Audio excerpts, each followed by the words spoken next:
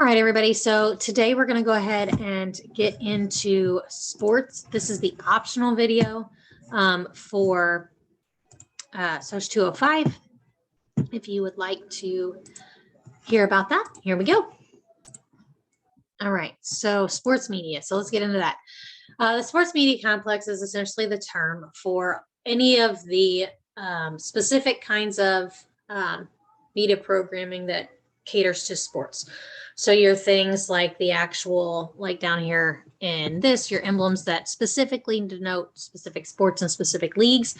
And this will coincide with what and where they are played. So these are going to be your ESPN, which caters specifically to sports. And then you have your Sports Plus channels, and then you have your major networks and what exactly they play. So a small fraction of media coverage is actually women's sports. So we kind of get into that in the media section a little bit in your book.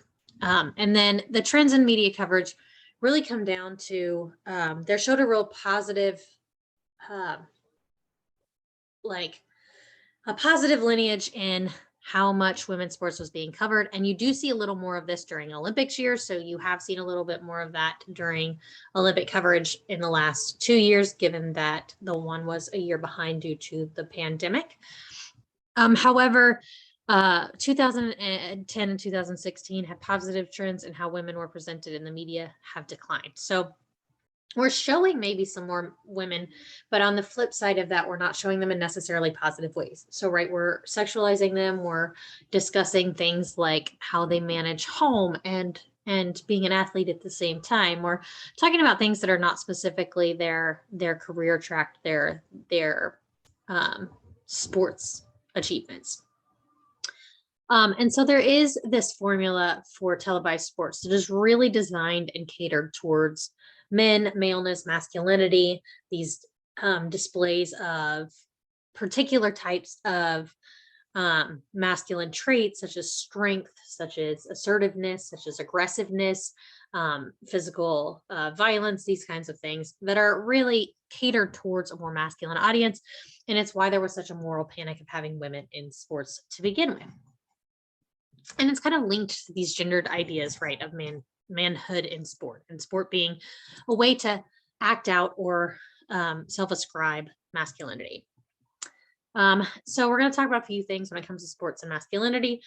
First, we're going to talk about jock culture, that hyper-competitive, very violent, bullying, aggressive, male supremacy. And it's really catered to and kind of surrounding this idea of female subordination. There's a lot of athletes that fall under this jock culture, and there's a lot of jocks that feel like female sexualization is part of their sport, is a part of objectifying women, is part of what makes them masculine, as part of that kind of complex masculinity. Male role models within sports teach them how to be a specific type of man. Now, there are some positives. You do get and see a more younger generation of coaches coming in and really trying to change the map on that, and changing how we what we prioritize in teaching them how to play sports, and teaching them what a coach is and what it means to be an athlete. But these particular, most of them are part of a social control, part of an mechanism to purvey certain kinds of masculinity and perpetuate certain kinds of masculinity. There's an anti-queer mentality within most of that, and it comes from this idea that homophobia is directly linked to masculinity, and you can't be masculine and queer at the same time, because queerness is inherently feminine. And so there's some like assumptions in there that aren't accurate, and but thus are reinforced still within those frameworks. Homophobia is pretty rampant again in sports. There's a rejection of this feminine idea and this queerness as feminine. There's power and control. So there's just really this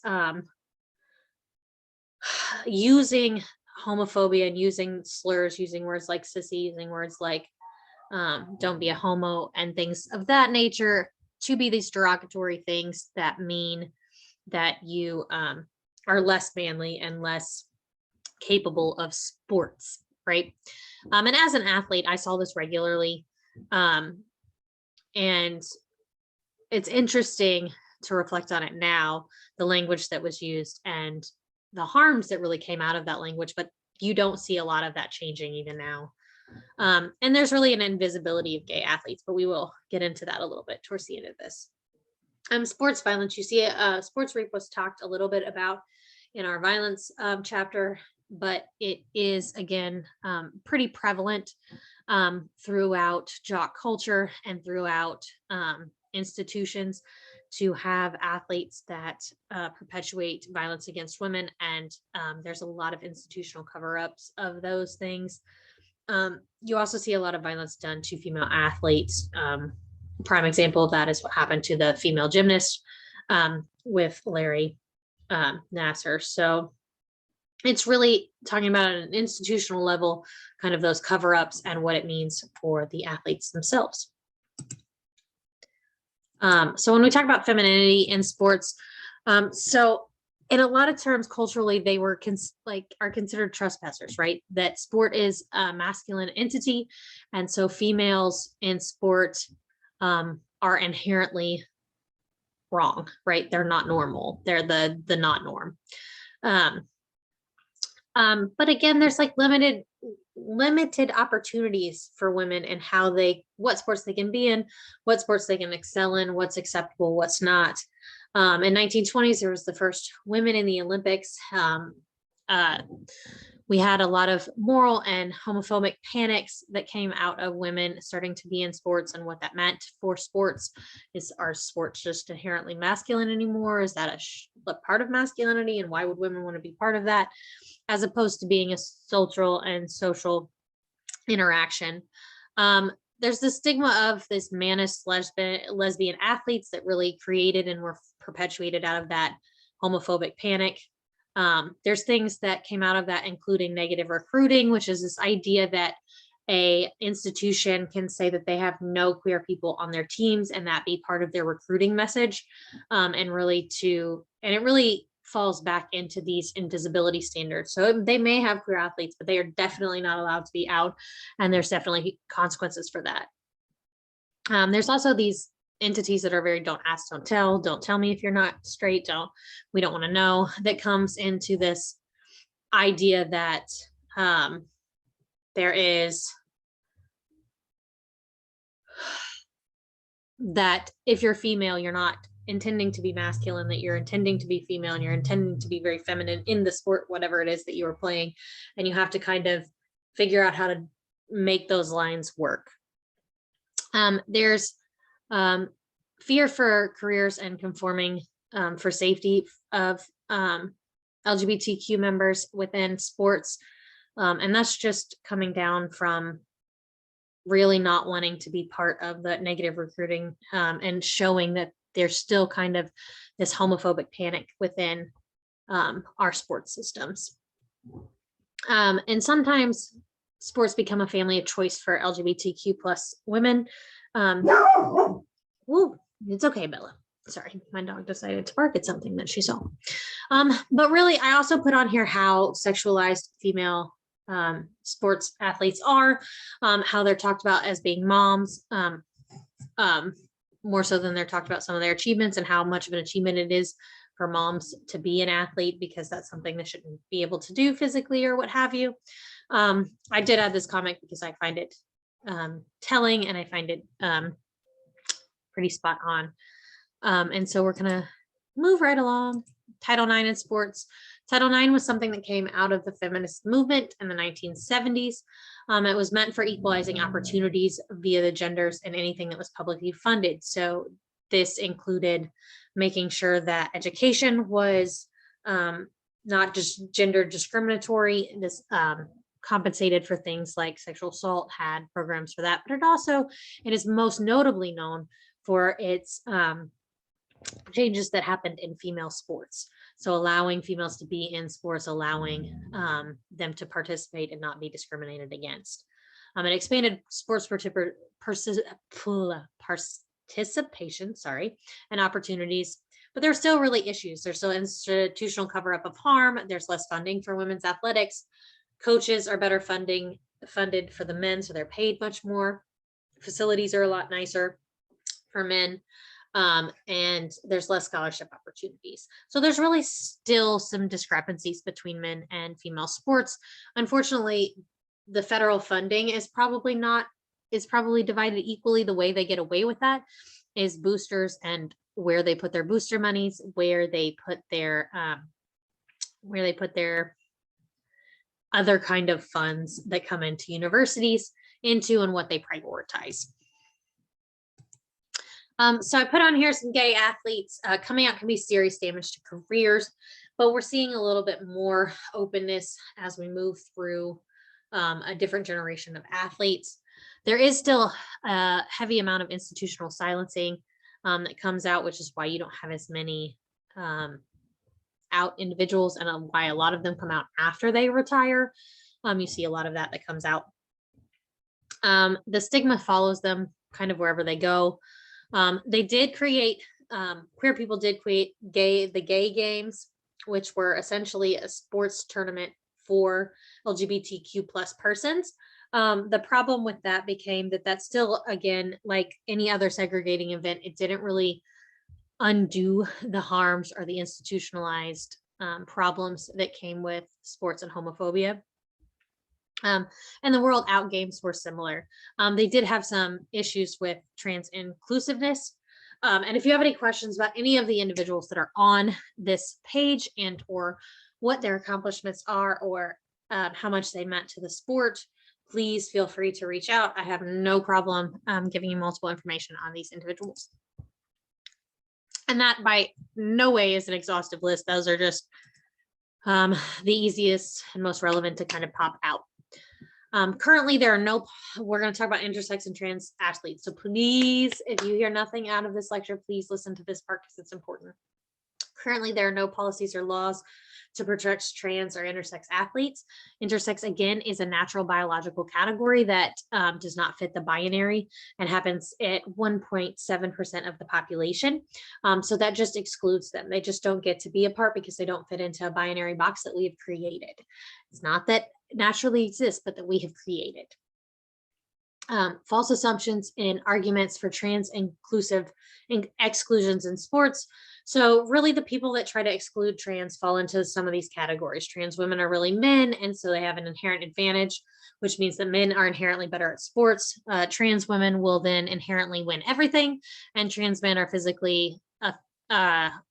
a physical threat to women's safety because technically they might have a penis.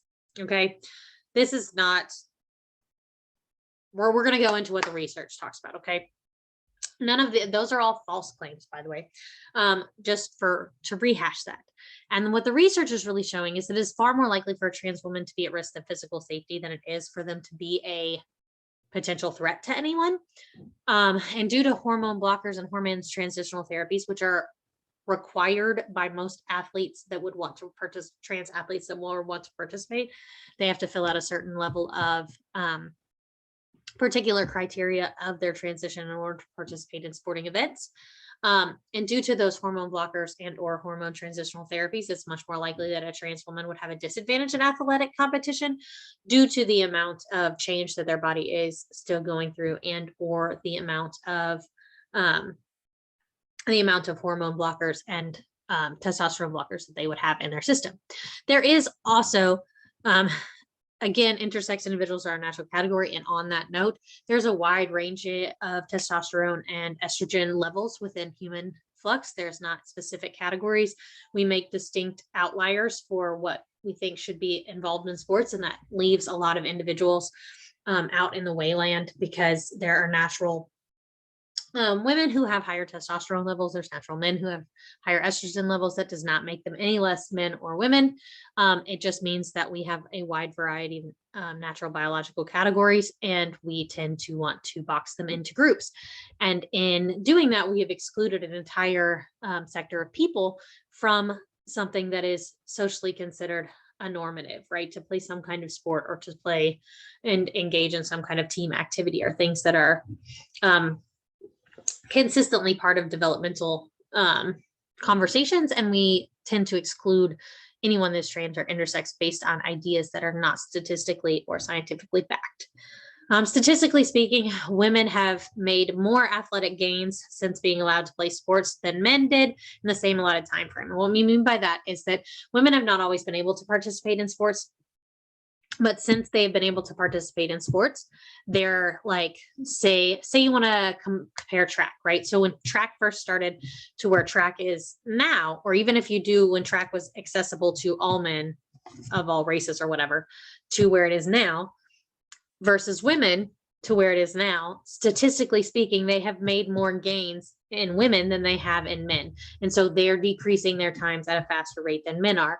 And we have noticed also that in competitions where they have male pacers are allowed to run with males, women tend to have much higher times and tend to rise to that occasion. So what happens is generally our physical bodies train with who we end up competing with. And so if we train and compete naturally, we're going to see that there are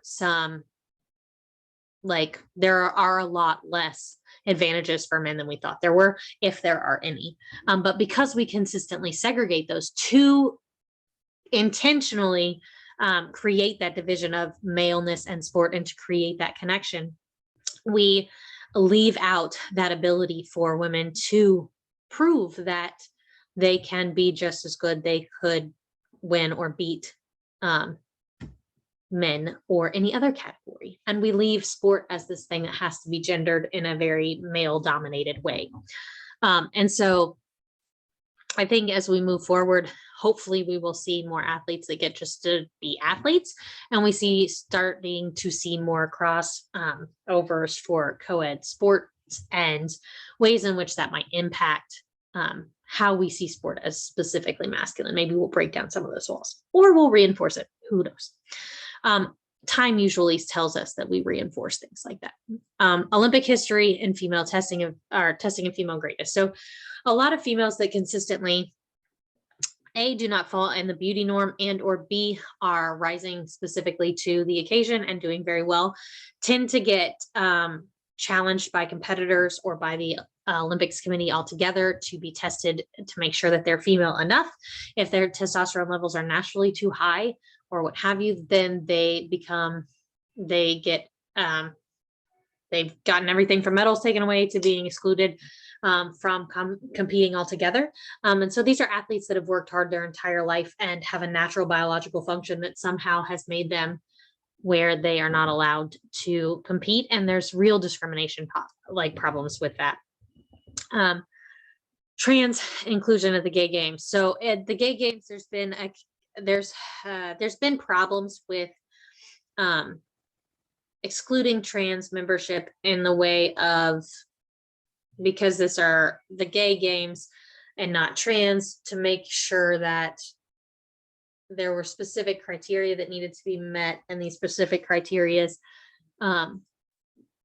made it just as problematic as some of the other sporting events that they took part in or were excluded from. And so it just it didn't hit the mark on drawing attention to the problems with sports and categories, because it still wanted to keep those gender lines even within queering the games themselves. So it's something to think about. It's something that I think we need to have more rational and scientifically based conversations about. And if you have any questions, please reach out, because I have no problem having more of a conversation about this topic with anyone who wants to. All right. So I hope you guys have a great week, and I'll talk to you soon.